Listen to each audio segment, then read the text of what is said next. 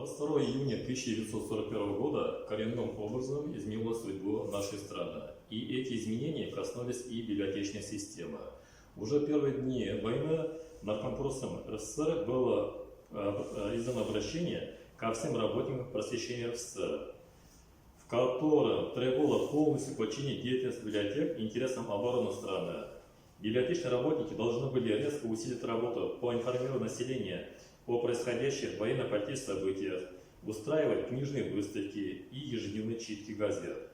Предстояло развернуть широкую пропаганду военных знаний, правил противовоздушной, противохимической и санитарной обороны путем составления рекомендательных списков литературы.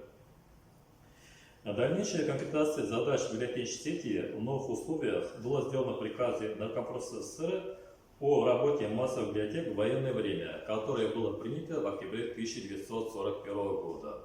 Еще одним моментом, который подтолкнуло к развитию библиотечной системы нашей республики, было то, что в 1941 году в республике были эвакуированы научные и культурные центры многих субъектов нашей страны. Одним из таких центров был Союз писателей и Академия наук Украинской ССР. И поэтому в фондах нашей библиотеки хранятся большое количество книг,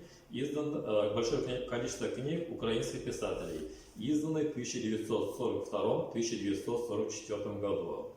И одной из особенностей этих книг является то, что хотя они изданы в рамках серии «Фронт и тыл», они изданы и на русском языке, но есть произведения, которые были изданы в типографии «Октябрьский натиск» на украинском языке. Вот это книги, которые были изданы в рамках серии «Фронт и тыл». Мы видим, что книги это небольшого формата, скорее всего, как брошюра, страниц 35-40, и кроме того, для них характерно единый стиль формат. Вторая серия, которая издана в рамках этой серии «Фронт и тыл», это библиотека Союза писателей Украины. Эти книги также издаются в едином формате, едином стиле в военном издательстве Народного комиссариата обороны СССР. В этом плане отличается только книга Владимира Суходольского «Дни войны», изданной на украинском языке. Данная книга отличается и по формату, и, кроме того, по объему. В рамках этой серии издавались книги не только на украинском языке, то есть книги украинских писателей, но и книги писателей других национальностей. Одним из таких книг является книга Пфеффера «Военная весна», которая представляет собой перевод с еврейского языка. В 1942 году в рамках серии «Фронт и тыл» также была издана книга Софи Кудаша «Любовь и ненависть». Данная книга была переведена Еленой Ильиной. Как известно, художественная литература представляет собой сильное идеологическое оружие. И поэтому Главное политическое управление Красной Армии также издавало серию книг. Одной из таких книг является книга Алексея Суркова «Огни Большого Урала». Главное политическое управление Красной Армии издавало также книги на башкирском языке. Одной из таких книг является книга Горкина «Кызыл армия. СССР халықтарының боевой бірдәмлігінің армиясы». Красная армия, армия боевого содружества народов СССР. Данная книга была издана в 1943 году как помощь пропагандисту-агитатору. В годы Великой Отечественной войны начали издавать книги и по фольклору. Например, в 1941 году была издана книга Бессонова «Башкирская народная сказка», которая больше 40 лет лежала в архивах. В годы войны военным управлением, политуправлением издавались и юмористические издания. Одним из таких изданий является «Фронтовой юмор». Это издание политуправления Западного фронта. Она красочно иллюстрирована и представляет собой листок объемом 16 страниц. И мы видим интересные, например, пословицы, поговорки и другие материалы. Например, поговорки «метет метель, немцам стелит постель». Вторая поговорка «хотели немцы в Москве отдыхать, а пришлось в полях подыхать». Дальше записал красноармеец Сидоренко. Вот такие художественные тексты, то есть фольклорные тексты. В 1941 году Академией наук СССР была издана книга известного всем Вышинского «Смерть фашизму». Она была издана в 2 типографиях в Москве и Ленинграде. Она также представляет собой определенный интерес для исследователей. По мнению многих исследователей, Советский Союз выиграл войну уже в начале войны благодаря геологической работе.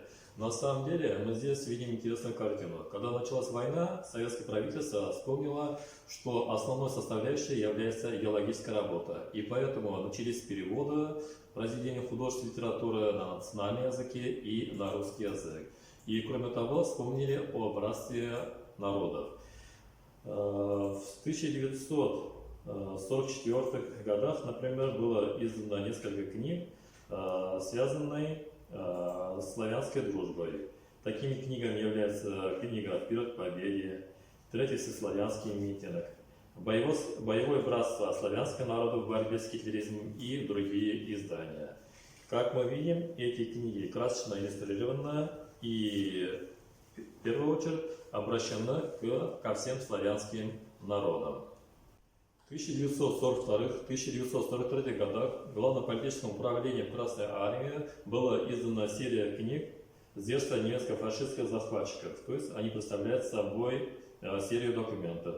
Всего таких выпусков было издано 10. В нашей библиотеке хранятся все 10 выпусков. Вот так себе представляют эти книги. Опять же, они изданы в едином стиле, в едином формате. Эти серии продолжают большое количество изданий. Среди них мы можем назвать такие книги, как «Зверство немецких оккупантов в Кабарде», изданные в 1945 году в городе Нальчик, «Финские изверги», изданные в 1944 году, «Лагерь на Майданеке», который был издан в Уфе в 1944 году, книга о злодеяниях и зверствах финско-фашистских захватчиков, изданных Госполитиздате в 1944 году. Книгу Дубина о злодеянии немцев в Киеве, изданных в 1945 годах. В 1943 году государственным издательством политической литературы были изданы ряд книг. Это книга «Второй антифашистский митинг советских ученых в Москве», который прошел 11 июля 1943 года, и «Всесоюзный митинг женщин-матерей и жен фронтовиков в Москве», также 11 апреля 1943 года. То есть вот эта книга также представляет огромный интерес для исследователей. Возможно, большой интерес для исследователей представляют книги Уинстона Черчилля, которые были изданы в 1944 году. В нашей библиотеке хранятся 3 издания. Это «Обзор военных событий», это «Речь в палате общин» 22 февраля 1944 года. Дальше «Речь в палате общин» 2 августа 1944 года. И «Отчет народу», «Речь в палате общин» 28 сентября 1944 года. Как мы уже говорили в начале, библиотека не приостановила свою деятельность и в годы Великой Отечественной войны. И эти книги, которые изданы в 1941-1945 годах, комплектовали в библиотеку именно эти годы и представляют огромный интерес для современных исследователей.